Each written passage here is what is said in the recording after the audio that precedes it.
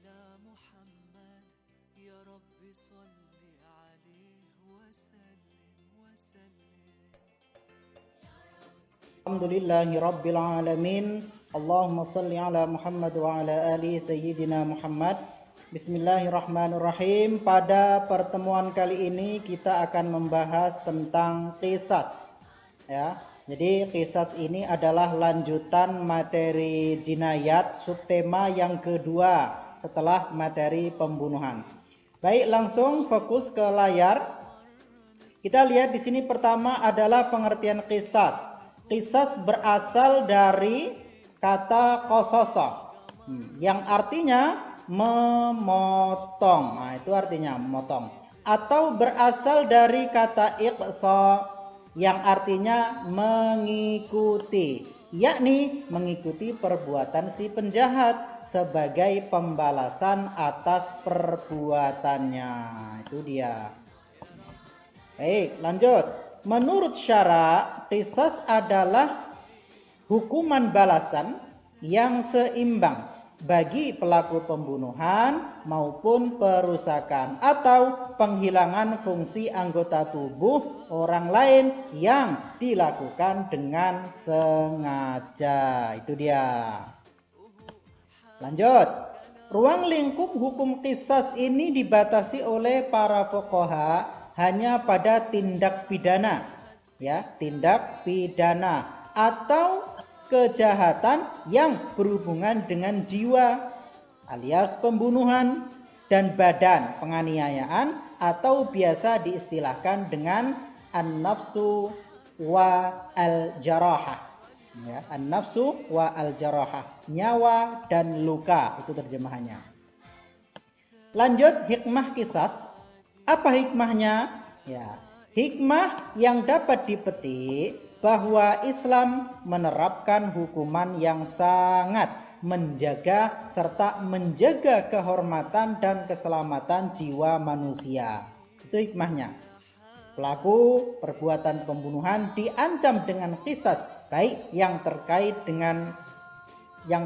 pada al-jinayat ataupun yang tidak, seperti tadi itu, ya, menghilangkan anggota tubuh orang lain. Nah, lanjut, macam-macam qisas. Apa nih macam-macamnya? Berdasarkan pengertian yang tadi itu, maka qisas dibedakan jadi dua. Pertama, qisas pembunuhan, yang kedua qisas badan. Itu ya. Ya, macam-macam qisasnya. Mari kita lihat selanjutnya. Hukuman mengenai qisas ini, baik qisas pembunuhan maupun qisas anggota badan, ini dijelaskan langsung dari Al-Quran. Berarti jelas ini, ya, langsung dari Al-Quran.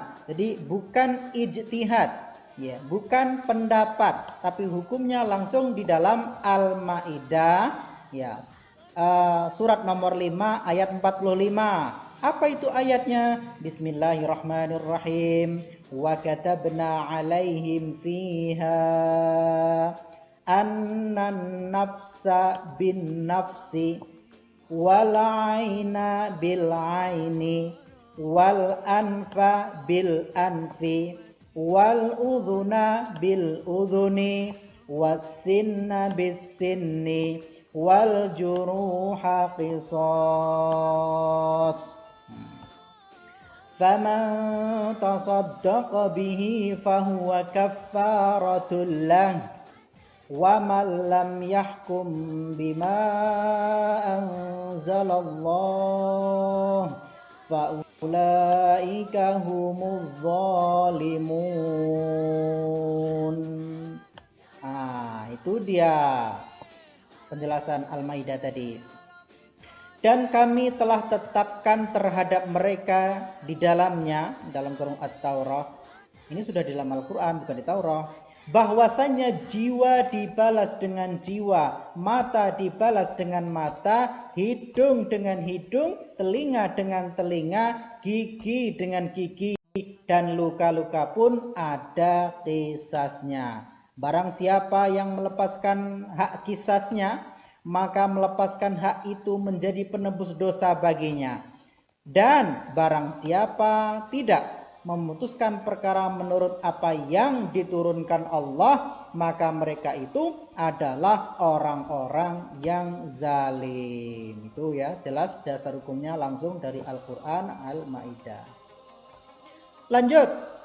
Apa syarat qisas? Ya, apa syarat-syaratnya? Beberapa syarat yang harus dipenuhi oleh pelaku pembunuhan yang akan dikenai hukuman qisas. Syarat-syarat yang dimaksud adalah sebagai berikut. Jadi ini tak bisa nih main hakim sendiri, karena tak semua orang yang membunuh itu diqisas. Ada syarat-syaratnya. Apa syarat-syaratnya? Mari kita lihat yang pertama. Orang yang terbunuh terpelihara darahnya.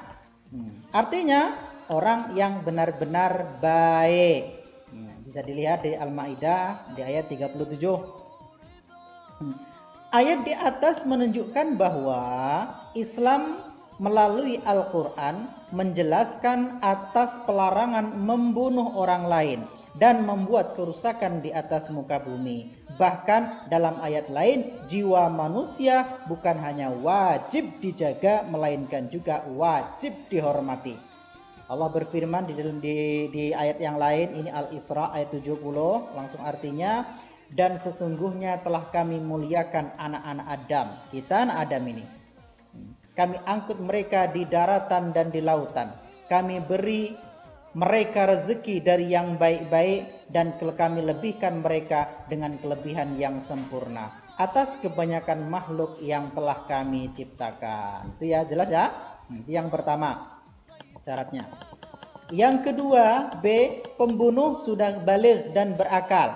Sebagaimana sabda Rasulullah sallallahu alaihi wasallam dari sahabat Ali radhiyallahu anhu, dari Nabi sallallahu alaihi wasallam bersabda, hukuman diangkat, artinya tidak kena hukum, dari 3 orang, yaitu orang tidur hingga ia bangun, anak-anak hingga dewasa, dan orang gila hingga ia sembuh dari gilanya. Ya, jadi pembunuh yang diqisas ini sudah baligh dan berakal. Kalau anak, ya tadi qisas. Orang gila begitu juga, orang tidur apalagi. Nah, begitu ya, jelas ya. Itu syarat yang kedua. Syarat yang ketiga, yang ke-C, pembunuh bukan bapak ataupun bukan orang tua dari yang terbunuh. Nah, itu syarat yang ketiga. Jika seorang bapak ataupun orang tua membunuh anaknya, maka ia tidak diqisas. Rasulullah Shallallahu Alaihi Wasallam bersabda, artinya tidak dibunuh seorang bapak ataupun orang tuanya yang membunuh anaknya. Hadis riwayat Ahmad dan At-Tirmidzi. Itu ya, jelas ya. Umar bin Khattab dalam satu kesempatan juga berkata, artinya seorang laki-laki telah membunuh anaknya dengan sengaja. Kemudian kejadian tersebut disampaikan kepada Umar radhiyallahu anhu, maka Umar memberikan hukuman berupa membayar 100 onta yang terdiri dari 30 onta hiqqah, 30 onta jaz'ah, dan 40 ekor onta saniyah. Kemudian Umar radhiyallahu anhu berkata, orang yang membunuh tidak mendapat warisan. Sesungguhnya saya pernah mendengar Nabi Shallallahu Alaihi Wasallam, tidak boleh bapak ataupun orang tua diqisas karena sebab membunuh anaknya. Hadis riwayatnya ini adalah Ahmad. Dalam hal ini, kasus yang barusan disebutkan di atas barusan, hakim berhak menjatuhkan hukuman takzir. Ya, nanti ada pembahasannya sendiri tentang takzir kepada orang tua tersebut, semisal mengasingkannya dalam rentang waktu tertentu atau hukuman yang lain yang dapat membuatnya jera. Dalam hal ini pula tidak berarti orang tua seenaknya menghilangkan nyawa anaknya atas alasan apapun, karena pembunuh termasuk dosa besar. Adapun jika seorang anak membunuh orang tuanya, ini kebalikannya, maka ia wajib diqisas. Ya, kalau bapak yang bunuh anak, enggak. Tapi kalau anak yang bunuh bapaknya, diqisas.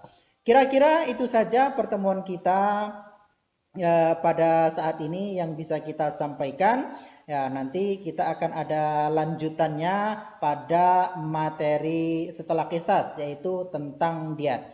Terima kasih atas perhatiannya. Mohon maaf, saya akhiri. Wabillahi taufik wal hidayah. Assalamualaikum warahmatullahi wabarakatuh.